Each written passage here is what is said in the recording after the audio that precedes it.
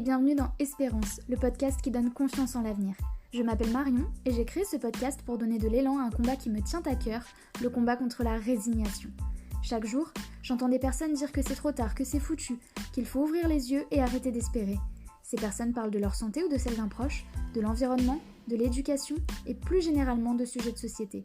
Grâce à ce podcast, je compte bien vous montrer que tout autour de nous, des personnes incroyables et engagées agissent quotidiennement pour changer le monde en mieux. Si ce podcast vous plaît, vous pouvez le soutenir en le notant avec 5 étoiles sur iTunes ou en vous abonnant sur votre plateforme d'écoute. Et si vous pensez qu'il peut apporter un peu d'espérance et de positivité dans la vie de vos proches, n'hésitez pas à leur partager. Vous pouvez aussi me rejoindre sur Instagram sur le compte Espérance et vous ou poster sous le hashtag #MadeWithEspérance pour que je puisse vous lire et échanger avec vous. Et maintenant, place au sujet du jour.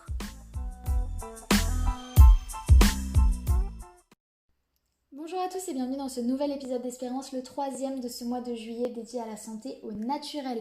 Aujourd'hui, je reçois Camille Robin, ostéopathe que j'ai découvert il y a quelques semaines car j'avais moi-même besoin d'une consultation en ostéopathie. Il travaille à Cagnes-sur-Mer, il est le plus jeune ostéopathe d'Europe puisqu'il a eu son diplôme à 20 ans seulement. C'est quelqu'un d'extrêmement professionnel qui est là pour que vous compreniez ce qui se passe dans votre corps, comment ça se fait que vous avez mal à tel endroit. Je vous le recommande vivement si vous êtes dans la région de Cagnes-sur-Mer. Il a un parcours assez atypique qu'il va vous détailler dans l'épisode et si j'ai décidé de l'interviewer, c'est tout simplement parce que lors de notre première rencontre, il m'a expliqué comment il fonctionnait, quelle était sa spécialité, comment il pouvait accompagner certaines personnes. J'ai trouvé ça absolument incroyable, ça a attisé ma curiosité et je me suis dit que c'était vraiment important que vous puissiez aussi profiter de son expertise. Effectivement, Camille a une spécialité dont moi je n'avais jamais entendu parler puisqu'il accompagne notamment les personnes atteintes de troubles 10, troubles de l'hyperactivité, troubles de l'attention. On va donc aborder ces sujets durant l'interview, également le sujet de l'ostéopathie de manière plus globale, et puis comprendre comment avec une approche holistique en fait, on peut accompagner des personnes qui souffrent de troubles pour lesquels aujourd'hui on n'a pas vraiment de solution évidente. Comme d'habitude, vous retrouvez le site internet et les réseaux sociaux de l'invité du jour dans la description du podcast. Vous y retrouvez aussi les liens dont on va éventuellement parler durant l'interview. Et si ce podcast vous a plu, n'hésitez pas à le partager, notamment aux personnes qui pourraient être concernées. Juste un petit disclaimer avant que vous puissiez démarrer. Je vous invite vraiment à prendre une paire d'écouteurs pour cette interview car il y a un léger écho que je n'ai pas réussi à enlever au moment du montage. J'en suis vraiment désolée, j'espère que ça n'altérera pas trop votre écoute. Sur ce, je vous laisse rejoindre notre conversation avec Camille.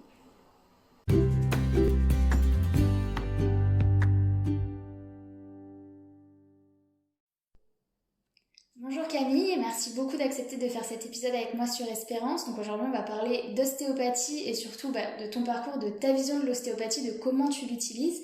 Donc dans un premier temps, est-ce que tu peux te présenter de la façon dont tu le souhaites à nos auditeurs ? Bien, bonjour, moi c'est Camille, 25 ans, je suis ostéopathe. Depuis maintenant 5 ans, je suis diplômé et j'exerce à Cagnes-sur-Mer depuis 2018. Ok, alors est-ce que tu peux nous raconter un peu comment t'en es venu à choisir l'ostéopathie ? Alors, on va remonter un petit peu dans le temps, à savoir que quand j'étais enfant, j'étais moi-même atteint de tout ce qui est trouble 10, trouble attentionnel, sans vouloir faire de liste, j'étais hyperlexique, dysgraphique, dysorthographique, dyspraxique, entre autres. Okay. J'ai eu la chance de ne pas avoir d'hyperactivité.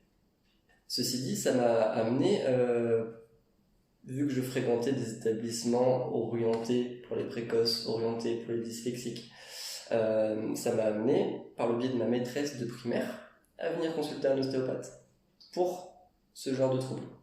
Donc moi j'avais à l'époque 7 ou 8 ans, j'ai fait une séance avec ce dit monsieur, une séance qui s'est concentrée autour du crâne. Le seul souvenir que j'en ai moi de l'intérieur, c'est que mon nez était tordu en début de séance, et il était droit en fin de séance. Et c'est ce que m'a rapporté ma mère, c'est ce que m'a rapporté ensuite ma maîtresse sur mon comportement à l'école, sur tout ça. Ça m'avait déjà donné une petite piste sur ce que j'aurais pu vouloir faire après. Quelques années ensuite, j'avais 10-12 ans, je crois. Ma mère était éducatrice spécialisée, avec notamment une enfant qui avait un syndrome, ce qu'on appelle d'Angelman, un syndrome de gros retard psychomoteur. Donc la petite avait 9 ans, en poussette, à parler avec les images Montessori, pas propres, donc vraiment compliqué. Et je l'ai vue rentrer chez des ostéos en poussette, et sortir du cabinet en tenant la main de ma mère et en marchant. Voilà. Donc vraiment des effets super impressionnants. Et si on prend l'exemple que de cette petite, j'y suis allé des dizaines de fois, accompagner ma mère, et donc j'ai vraiment vu le métier proprement parler. Quelques années après, le fait est que j'ai dû choisir mon orientation professionnelle du coup à mes 14 ans, vu que j'ai eu mon bac à cet âge-là. La première option, c'était de faire du médical, au sens occidental du terme, donc fac de médecine. La fac de médecine de Nice m'ayant refusé, étant donné que j'étais trop jeune, ils m'ont proposé de gentiment faire une année sabbatique ou deux, et ensuite de revenir à 16 ans. Oh Donc, parce que moi j'ai gentiment décliné, exactement. Et de là, l'ostéopathie était un petit peu la seule option envisageable pour moi. Il me fallait un métier manuel, avec du contact, où je suis mon seul patron, donc j'ai pas trop de choix, un petit peu. Et chance pour moi, c'est que les écoles d'ostéopathie sont ouvertes en post-bac. Et c'est de là donc je suis parti en ostéo. Ouais, super, gros parcours, hein. C'est fou de savoir que voilà, on a des personnes qui sont là, qui ont envie de faire des choses et qui sont refusées juste pour une question d'âge, c'est assez dramatique, je trouve. Mais bon. On en parlera peut-être après, et ce n'est qu'un petit indice sur tout ce qui peut se passer autour quand on a atteint de troubles 10 ou de troubles TDAH ou précoce ou n'importe. Ouais. Alors, du coup, je pense que la majorité des personnes qui écoutent ont déjà entendu parler d'ostéopathie, peut-être sont déjà allés voir un ostéopathe, mais est-ce que tu peux nous dire, en fait, qu'est-ce que c'est l'ostéopathie et à quoi ça sert ? Alors, c'est une thérapie manuelle, dans le sens où on n'a pas d'instrument, on n'a pas de piqûre, on n'a pas de n'importe quoi. C'est uniquement avec les mains. C'est une thérapie manuelle qui a été ramenée des États-Unis, fin du 19e, et qui a mis un bon petit siècle à venir jusqu'à nous. Ça a été construit de manière empirique, c'est-à-dire que on amène ici, on voit si telle technique a un intérêt, et on essaye. Ça a été fait pendant des dizaines et des dizaines d'années, ce qui fait que maintenant on a un éventail de techniques assez considérable, avec des protocoles qui ont été construits autour, une manière de réfléchir, une philosophie. C'est beaucoup plus construit que le simple rebouteux de montagne qu'on peut avoir en idée, où on y va quand on en a mal, il nous fait craquer de partout, et ça va mieux. On essaie d'être un petit peu plus terre à terre, en tout cas chez moi, et d'avoir une vraie réflexion derrière la pratique, et que ce soit pas juste de l'ésotérisme et dire on va voir ce qu'on peut toucher et on croise les doigts. Okay. Voilà. Après, sur quoi on peut agir sur tout et n'importe quoi. Que ce soit des motifs physiques. Donc j'ai chez moi 3 adultes sur 5 qui vont venir me voir parce qu'ils ont mal en bas du dos. J'ai un adulte sur 5 qui va venir me voir parce qu'il a mal au cervical. Et le dernier adulte sur 5 qui vient me voir pour autres motifs. Ça peut être des motifs fonctionnels, digestifs, donc des troubles du transit, des ballonnements, des douleurs, mais aussi des troubles fonctionnels au niveau de l'asthme, des troubles comme l'eczéma, des troubles émotionnels, du stress, des troubles cognitifs qu'on peut avoir chez l'enfant, absolument tout et n'importe quoi. Okay. C'est intéressant de le préciser parce que c'est vrai que la plupart du temps, nous on pense que c'est vraiment purement physique. Voilà, on s'est fait mal, on a mal au dos, effectivement, ça c'est le gros sujet du siècle, les maux de dos. Mais ok, donc vraiment très global. Donc toi, tu t'es, on va dire, spécialisé, ou en tout cas, tu fais beaucoup d'accompagnement justement sur ce qui est trouble 10, trouble de l'attention, etc. Est-ce que tu peux nous expliquer comment ça se fait en fait qu'avec l'ostéopathie, on peut agir sur ce genre de troubles ? Comment est-ce que j'en suis arrivé ici ? J'ai fait mon mémoire de fin d'études. On nous demande en ostéo de faire un mémoire de fin d'études sur un sujet qui nous touche. C'est mieux personnellement pour pouvoir ensuite le développer pour toute notre activité, pour toute notre vie professionnelle durant les 10, 15, 20, 30 ans où on compte pratiquer. Je voyais pas d'autres sujets que les troubles 10, étant moi-même ancien 10 et ayant vu la lacune thérapeutique qu'il pouvait y avoir autour de ça. Hormis le peu de traitements médicamenteux qu'on va avoir pour les TDAH et le peu de rééducation orthophonique qu'on va proposer pour les autres troubles 10. Je me suis dit, autant se lancer là-dedans. Qui plus est, l'ostéopathie étant une thérapie holistique, qui s'intéresse à l'ensemble de la généralité, à la globalité du corps, devant des troubles 10 ou TDAH, qui sont encore une fois des troubles très globaux, les deux, pour moi, étaient facilement liés. Par mes recherches là-dessus, j'ai pu découvrir qu'un professeur de posturologie portugais avait, durant les années 80, mis en lumière un syndrome. Donc qu'est-ce que c'est qu'un syndrome? C'est juste un ensemble de symptômes. C'est pas une maladie, c'est pas une pathologie, c'est pas une affection, c'est pas un handicap, c'est rien de tout ça. Un syndrome dans lequel il voyait des gens qui étaient pas spécialement bien droits dans leur corps, et dans toutes ces personnes tordues, il a vu qu'il y avait une certaine proportion qui avait des troubles cognitifs. Et il s'est demandé lui-même s'il n'y avait pas un lien entre l'un et l'autre. Et de la même manière, toujours de manière empirique, il a vu au fur et à mesure des années qu'il y avait une réelle proportion de troubles dyslexiques dans ce syndrome postural. Et c'est 15-20 ans après qu'un ophtalmologue français, professeur Dr Quercia, a ramené cette méthode-là, son fils étant lui-même très hautement dyslexique, a ramené cette méthode du Portugal pour venir la populariser, vraiment la démocratiser en France. Donc c'est par le biais des lunettes à prisme qu'on peut facilement connaître si on s'intéresse un petit peu au traitement dyslexique. C'est des lunettes qui vont, par le biais des yeux, changer la posture et, de fil en aiguille, nous changer les troubles cognitifs. Ok. Voilà. Et nous, c'est en ostéopathie par le même biais qu'on va passer.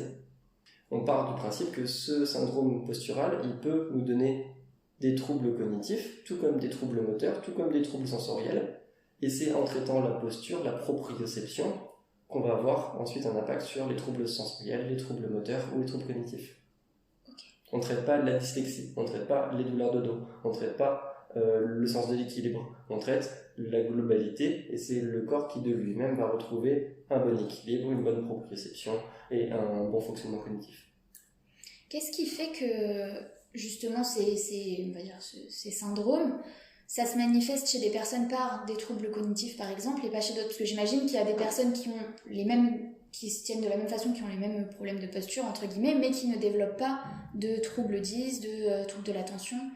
Alors là, c'est une réflexion un peu plus philosophique, si tu me permets, dans le sens où je n'ai pas de réponse franche, je n'ai pas de vérité à te donner. Il y a énormément de facteurs qui rentrent en ligne de compte. Si on ne veut parler que de certains facteurs, l'accouchement va jouer un rôle hyper important dans le développement de l'enfant. Il se peut qu'il y ait des grosses compressions au niveau du crâne, des tours de cordon autour du cou, un appui raisonné de la sage-femme sur le ventre, les ventouses et tout ça. Mais même en dehors de tout ça, un travail long avec des antécédents familiaux, avec un contexte psycho-affectif durant les premières années qui peut être un peu compliqué, des séparations très tôt, des chocs, des accidents de voiture, des chocs émotionnels. Tout ce qui peut nous arriver à cet âge-là, dans ces âges charnières un petit peu, peuvent ensuite nous donner différentes formes de ce même syndrome postural. Ok. Alors, je reviens sur ce que tu dis par rapport à l'âge, justement, ça me fait penser que tous les troubles dont on parle, c'est pas des troubles qui sont spécifiques aux enfants, parce que c'est vrai que la plupart du temps, nous, on en entend parler dans les médias quand ça touche des enfants, mais ça touche aussi des adultes que toi, tu peux accompagner également de la même façon. Exactement. C'est qu'on en parle beaucoup par les enfants, parce que c'est à cet âge-là où on le détecte. Si on parle que de la dyslexie, on parle d'un trouble d'apprentissage de la lecture. Donc si on veut détecter ce trouble, il faut qu'on le détecte à l'âge où on apprend à lire. Donc ça se fait entre 6 et 7 ans. Okay. Les personnes qui passent entre les mailles du filet, pour X ou Y raison, parce qu'elles ont la capacité cognitive pour compenser leur dyslexie, ou parce qu'elles n'ont pas été détectées, ou parce qu'elles n'étaient pas dans le contexte qui a fait qu'on les a amenées à être détectées, ou pour plein d'autres raisons, parce qu'elles n'étaient pas en vie, parce que les parents n'étaient pas à côté, je ne sais quoi. Toutes ces personnes qui passent à travers les mailles du filet, elles vont se rendre compte qu'à l'âge adulte, jeune adulte, voire un petit peu plus vieux, quand on devient soi-même parent, c'est là où on peut décompenser tout ce système-là, et ça part en cacahuète, entre guillemets, avec des douleurs qui partent de tous les côtés, mais aussi des troubles cognitifs, des troubles de l'élocution, des troubles de la concentration. Ouais. Un petit peu comme on peut avoir chez l'enfant, mais pas dans les mêmes mesures, parce que forcément ça ne va pas s'exprimer de la même manière. Ok, c'est important de le préciser, je pense. Alors parce que tout ça c'est des troubles, on en entend, si on n'est pas concerné, si on ne connaît pas quelqu'un qui est concerné par ces troubles, on en entend rapidement parler de temps en temps à la télé, c'est tout. J'imagine qu'il y a énormément d'idées reçues. Est-ce que tu peux nous, justement, dégommer un petit peu les premières idées que les gens ont? Je sais pas, il y en a, effectivement, tu as parlé du mot handicap tout à l'heure, j'imagine que ça revient. Il y a des personnes, je sais, qui pensent que limite l'enfant fait exprès, quoi, que c'est volontaire. Donc est-ce que tu peux un peu, voilà, nous dire clairement ça? Pas du tout, pas du tout, pas du tout. Alors, déjà, pour ce qui est de la proportion, on estime à peu près un enfant sur 10 qui atteint le trouble 10. Ah, quand même. Donc sur la population générale, en France, je te laisse faire le calcul. C'est énorme. Pour ce qui est des idées reçues, tu as cité la plus grande, c'est l'enfant qui fait exprès. Que ce soit parce qu'il est dyslexique, ou que ce soit parce qu'il n'arrive pas à se concentrer longtemps, ou parce qu'il est hyperactif à la maison, ou n'importe où, il fait exprès. Ou encore pire, c'est la faute des parents. C'est encore mieux. C'est que c'est une mauvaise éducation, vous faites pas bien votre boulot, il faut apprendre à éduquer votre gamin. On en entend tous les jours. Et surtout de la part du personnel éducatif à l'école. C'est entre guillemets, si votre gamin ne sait pas se tenir 1 heure en classe, c'est qu'il est mal éduqué à la maison. Et on voit des écoles qui vont venir appeler les services sociaux, qui vont faire des réunions avec la direction, avec les parents, avec la police parfois, parce qu'il y a, selon eux, des comportements qui sont inadmissibles de la part de l'enfant. Alors que, de ma vision, c'est largement différent dans le sens où peut-être que si l'enfant ne peut pas faire comme les autres, c'est pas de sa propre volonté, mais juste que c'est pas dans ses capacités. Et qu'à 6, 7, 8, 9, 10 ans, quand on s'énerve pour quelque chose, c'est qu'on a des raisons pour. Et c'est pas parce qu'on fait son cirque, entre guillemets. Au-delà de ça, ce qui va, entre guillemets, poser le plus de problème dans ce que je vois dans les petits-enfants qui viennent me voir, c'est leur manque de confiance en soi. À force qu'on te dise, toi tu lis moins bien que les autres, toi tu te concentres moins bien que les autres, toi t'as besoin de plus de temps, toi t'as des moins bonnes notes que les autres, toi t'écris moins bien, toi tu fais plus de fautes, et on finit par le croire. Et c'est ce que j'appelle la dysconfiance en soi. C'est qu'on a beau être dysgraphique, dyslexique, qu'importe, on a surtout une mauvaise confiance en soi. Et le traitement, chez moi, même chez les autres thérapeutes qui travaillent par rapport à ça, il passe par la reprise, par redonner confiance en soi, en l'enfant. C'est le plus important. Et c'est ça qui va permettre ensuite au potentiel de l'enfant de s'exprimer dans toutes ces mesures.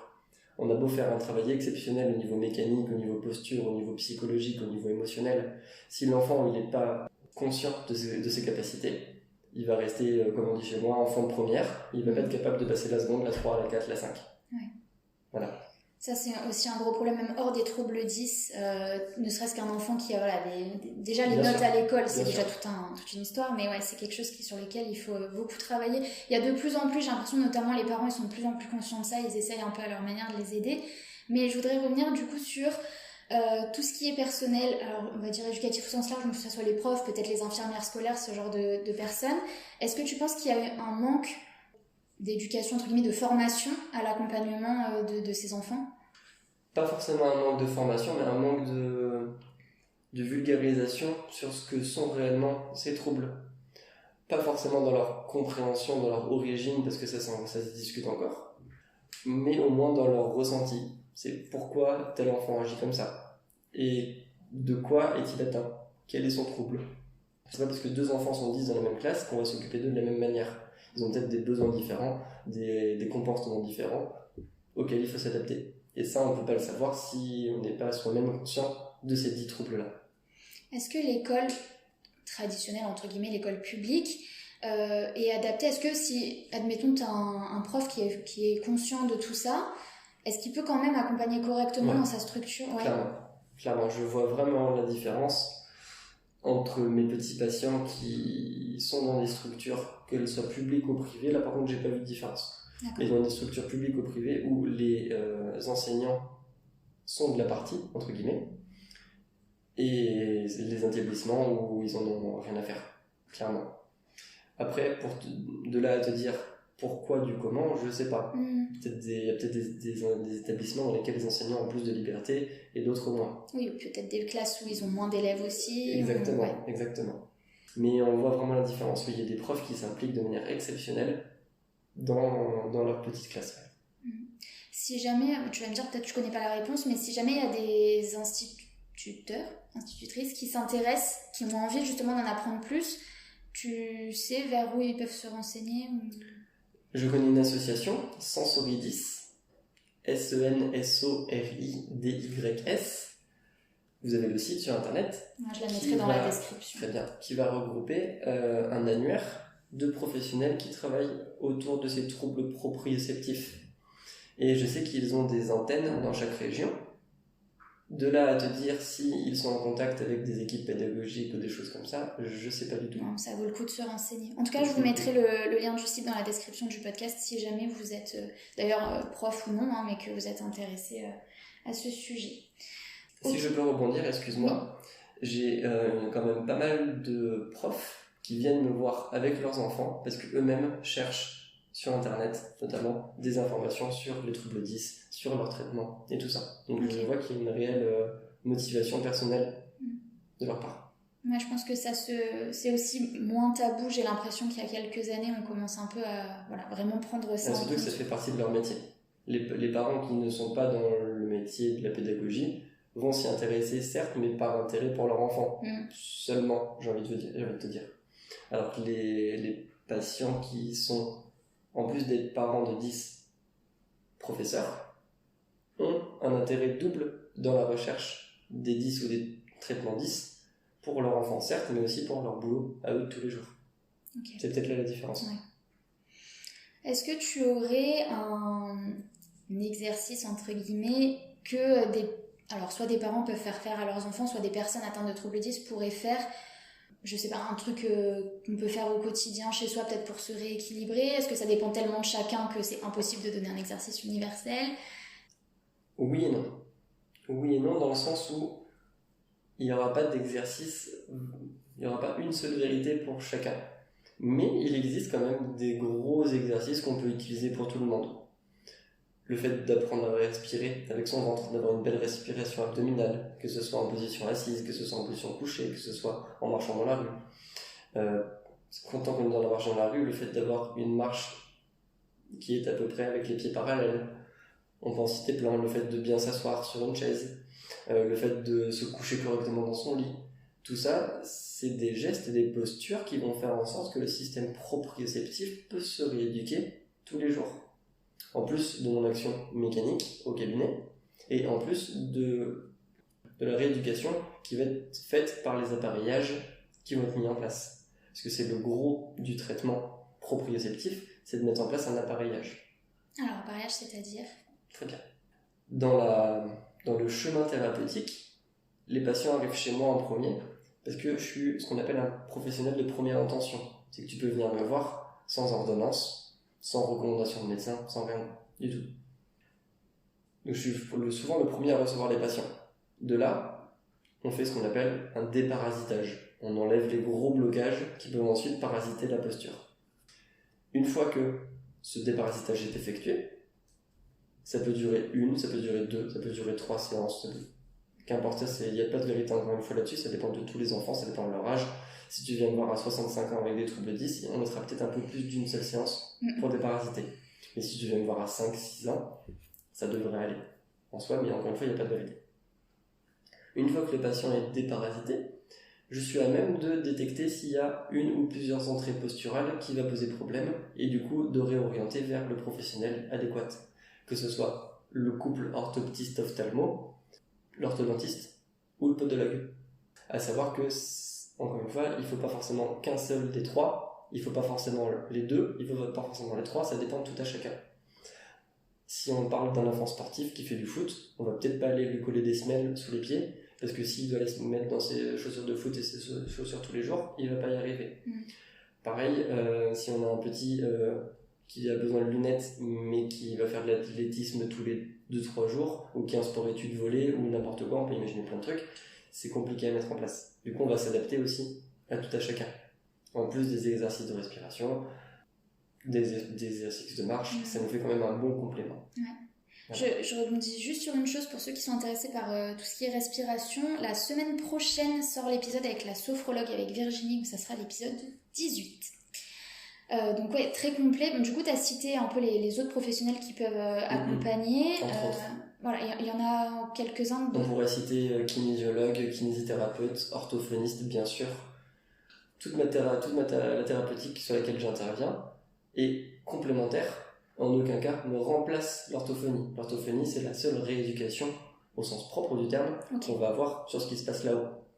Après, tout ce qu'on fait comme appareillage, c'est vraiment de la rééducation proprioceptive. C'est de la rééducation mécanique sur la posture. Le travail en orthophonie, c'est pas du tout le même genre de choses. Donc ça reste complémentaire. D'accord. Kinésio, kiné, orthophoniste, on peut en rajouter psychomotricien, pédopsie, art thérapeute, équithérapeute. Il y en a des tonnes, exactement. Okay.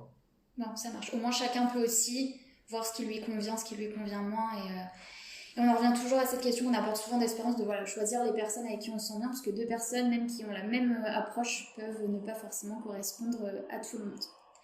Eh bien, écoute, merci beaucoup Camille. Avant qu'on termine, est-ce que tu as quelque chose à ajouter, un point sur lequel tu souhaites revenir ou un message à faire passer aux auditeurs?